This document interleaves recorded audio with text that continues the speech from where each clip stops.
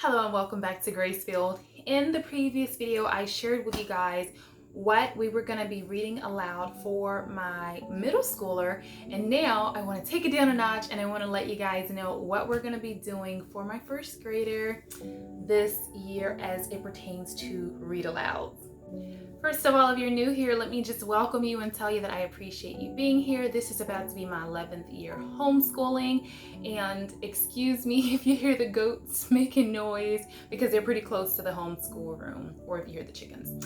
All right, so first up, we are going to be doing the Beatrice Potter's The Complete Tales. So I'm really excited about this. This will be going with our year of tales. I have not shared that yet, but I do plan on doing it.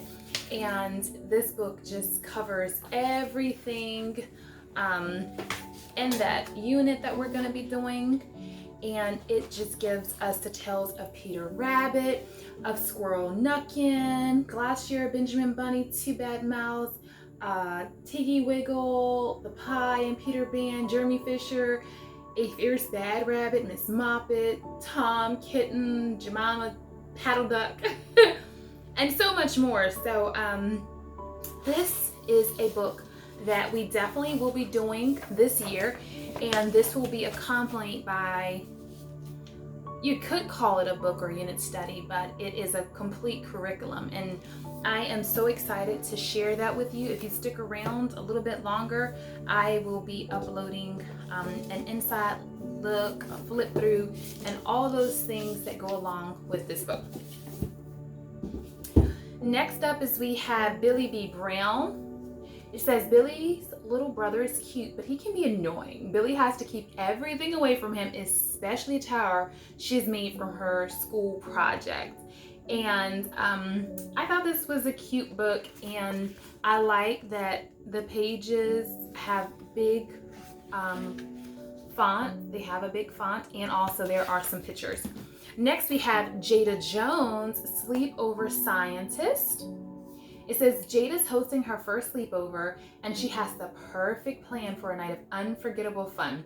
Science experiments. But when her friends complain about her idea, Jada worries about the slumber party and that it might be a snooze. Can she find a solution that will help make her sleepover a smash? Next, we have Zoey and the Sassafras, Bips and Roses. What if magical animals came to you for help? Oh no, there's a big problem with the forest roses, magical roses that are very important because they're the first food for newborn hippogriffs. Can Zoey, Pip, and Sassafras use their science know-how to fix their magical roses before the hippogriff eggs hatch? We're gonna find out. Next is Zoey and the Sassafras, Grumplets and Pest. What if magical animals came to you for help? In the 7th book, Zoey and Sassafras are excited to enjoy their summer with their magical friends. Why is everyone so grumpy? A bunch of bad days, one after the other, lead Zoey to suspect that something more is afoot. It's up to Zoey and Sassafras to solve the mystery before they end up with one bummer of a summer. Next up, we have Zoey and the Sassafras, Unicorns and Germs. What if magical animals came to you for help? An earthquake shook Zoey's house. Or maybe it was a unicorn quake? An enormous new friend arrives in a lot of pain, and it's getting worse every day. Zoey must work with her mom and Sassafras to find out a cure, and quickly. Zoey and the Sassafras, The Pond and the Bog. An old friend visits Zoey at the barn with a curiosity glowing seed pod. Zoey, Sassafras, and Pip must work together to discover this mysterious and rare magical plant that needs to grow before all the seeds crumble to purple dust. Next up is Zoey and the Sassafras, Caterflies and Ice. When an unexpected snowstorm causes trouble for the magical creatures of the forest, Zoey and Sassafras come to the rescue, but their first attempt to save trapped caterpillar eggs results in a big mistake. Can they figure out a way to fix things before the baby caterpillars hatch? Zoey and the Sassafras, Mirror Horse and Bubbles. Zoey and Sassafras head to the stream only to make a terrible discovery. Things get even more urgent when they learn that the magical creatures living in the stream are dangerous.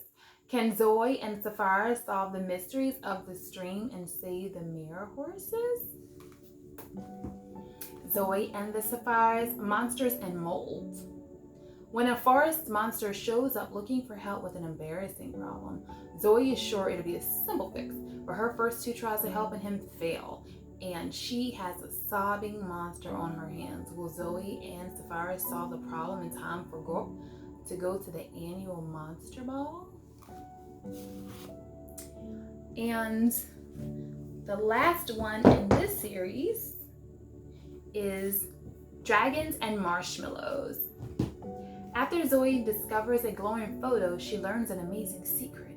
Injured animals come to their backyard barn for help. When a sick baby dragon appears, it's up to Zoey and Sassafras to figure out what's wrong. Will they be able to help little Marshmallow before it's too late? So that is the second series that we're doing. When you talk about reading, they often point out that it's really good for children to kind of read the same books over and over, just kind of repetition. And so by going through all the stories of Peter Rabbit and all the stories of Zoey and Sassafras, I just feel like that's really good. So now we're gonna go ahead to the next thing that I have here for her to read, and that is The Adventures of Sophie Mouse, a New Friend. Springtime has arrived at Silver Lake Forest. Buds are blooming on trees and the air smells of honeysuckles. Sophie Mouse can't wait to go back to school after a long winter break, but she and her friends are in for a surprise when they learn there's going to be a new classmate. He's a snake. The animals have only heard about snakes in scary stories. Will Sophie overcome her fears and befriend Owen the snake? Or are the rumors true after all? The Emerald Berries. When Sophie Mouse learns about some special emerald berries that will make the most perfect paint cover, she knows she must have them, but she soon discovers they can only be found in one part of the forest, Weed Snag Way, and that's far from Pine Needle Grove. Sophie convinces her best friend Hattie Frog to go with her. Will the girls reach the emerald berries and get home safely? Forget-Me-Not. When Sophie Mouse realizes that she will never be able to splash around Forget-Me-Not Lake with her friends because she can't swim, she starts to think that being a mouse isn't so great. Or is it? Looking for Winston. Sophie Mouse has exciting plans for the day. She and her friends are going to build a top secret fort at Butterfly Brook. As she sets off, she realizes that her brother Winston has tagged along, and he's too little to build a fort with him, so Sophie sends him home. Then Sophie realizes that she could use an extra hand and turns back to invite him. But Winston is nowhere to be found. Where did he go? Will Sophie find her little brother? Sophie Mouse, the Maple Festival. Fall has come to Silver Lake Forest, and that means it's time for the Maple Festival. The animals have heard that this year's fair is going to be the biggest one yet. There will be games, rides, and of course, Lily Mouse's famous sweets. Sophie is excited when her mother asks for help baking. But once Sophie arrives at the festival, she runs off to play with her friends. It's not until later that Sophie notices that no one has come to her mother's bake stand. Will Sophie figure out a way to remind the animals that there's always time to stop for a treat? Winter's no time to sleep. The forest is a winter wonderland, and Sophie Mouse and her friends are having a blast while playing in the snow one day. They accidentally wake up a hedgehog named Pippa, who has been hibernating.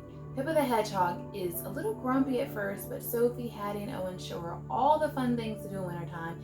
There's ice skating on the pond, sledding down snowy hills, snow animals to build, and more. But will Pippa be able to get back to sleep at the end of the day? The Clover Curse. While planting in CeeLo Clover's patch one day, Sophie spots something unusual. It's a clover, but it has 4 leaves. Doesn't a 4-leaf clover bring good luck? The problem, as it seems, looks just like the opposite is happening. Sophie spills paint all over herself, she gets caught in a rainstorm, and she forgets about an adventure she had planned with Hattie. Will Sophie be able to break the clover curse? Sophie Mouse, a surprise visitor. One day, Sophie Mouse is startled by a noise outside of her home. When she peeks outside, she's surprised to see that a bird has made a crash landing onto her roof, and he's hurt his wings. Sophie helps the bird, named Finch, down from her roof, but then it dawns on Finch he can't fly, and the only way he will know how to get home is in the air. How will he ever make it back? Can Sophie help Finch return home? A great big paw print. While Sophie and her friends are playing near Forget-Me-Not Lake one day, they came across a paw print. They have seen paw prints before, but they've never seen one this big. They follow a trail into town where they learn the food has gone missing from Mrs. Mouse's bakery, and part of the library has been destroyed. What kind of great big animal could be making these great big paw prints? It's raining, it's pouring. It's boat building time at Silver Lake Elementary. The animal students are learning about the water cycle, and their assignment is to make boats. They'll test them out in the Gold Moss Pond. Being the crafty mouse she is, Sophie's excited about the project. She works hard on her acorn-shaped boat and cannot wait to try it out. The only problem is, it hasn't rained in a week, and that means there's no water for the boats. Will Sophie and her friends be able to set sail? The Mouse House. Sophie is so excited to go to her friend Ellie's birthday party. Game, cakes, present. What's not to love about a birthday party? When Ellie gets a mouse house, a little house with teeny tiny dolls and a room for teeny tiny furniture, Sophie tries to be happy her friend, but really she feels jealous. She wanted a mouse house. Will Sophie figure out how to deal with her feelings and still have fun celebrating Ellie? Journey to the Crystal Cave. Sophie Mouse and her friends are playing hide and seek near Butterfly Brook one day. Sophie finds the perfect hiding spot, but she discovers something else too. It's a cave and it's glowing. The problem is, when Sophie tells her friends about the discovery, they don't believe her. After all, who's ever heard of a glowing cave? Now Sophie's on a mission to prove that she is telling the truth. Silver Lake Art Show. As a way to give back to her community, Sophie has a brilliant idea. She's going to host the very first Silver Lake Art Show. After all, she loves to draw and paint, and she loves looking at art too. With some help from her family, Sophie puts together the whole event, and when the big night comes, she expects to be the star of the show. But she gets a surprise when she realizes she's not the star. Who is this mystery artist that everyone is chirping and buzzing about? And last is Sophie Mouse, the Great Bake Off. Sophie's mom has finally decided to enter the annual Firefly Springs Bake Off. Sophie knows her mom will do great. After all, she owns a bakery in town. But the best part, Sophie's mom has asked Sophie to be her assistant in a competition. Will the mouse team bake the sweetest treats of all, or will this be a dessert disaster? So I am so excited about what we're reading for Pumpkin's first grade year. Oh, this is so exciting. So she loves like animals and all that. So that's why the Tale of Peter Rabbit and Zoey and Sassafras and Sophie Mouse are just going to be the perfect books, because they are kind of animal themed and they're perfect for her. Now, she cannot read these books by herself yet. So these will be books that I read to her during our mommy-daughter read aloud time. For those of you who don't know, I have 4 boys, but just Pumpkin for my girl. And we will just make our way through these books. There are 14 Sophie Mouse books. I think that we could probably read 1 book per week. I mean, I'm sure we could really read it in a day, but we're not going to do that. So I think that we could read 1 book in a day if we read between 1 to 2 chapters a day, because, for example, this book has 10 chapters. And so there are 14 of these books, and essentially I'd be reading 4 per month. And so it'll be about 4 months to read the Sophie Mouse series. And then we have this Zoey and Sassafras, which is 2, 4, 6, 8 books. And these books, the pages are a little, or the writing is a little bit smaller, but they still have pictures. And these books have about 16 chapters in them. So I think that these books might take just a little bit longer. And so if you just think about each book taking maybe 2 weeks instead of 1, this will take about 4 to 5 months to finish. And we just have these 2 left.